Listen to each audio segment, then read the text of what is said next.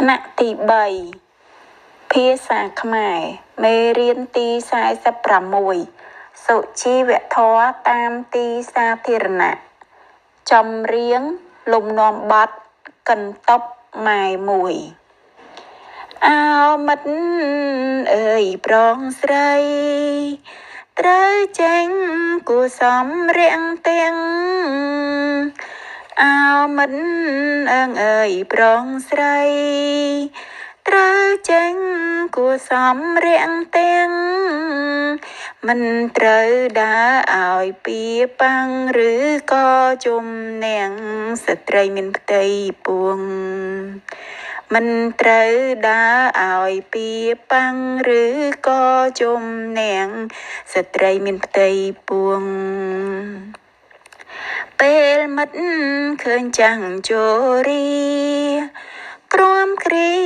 តូចធំទៀបខ្ពងពេលមិត្តឃើញចាំងជរីក្រំគ្រីតូចធំទៀបខ្ពង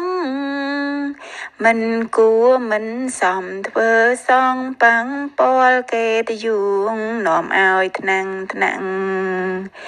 មិនគួរមិនសមធ្វើសងប៉ាំងពាល់គេទៅយួងនាំឲ្យថ្នាំងកុមារាកុមារីក្មេតក្មៃរੂរាយរាំងទាំងកុមា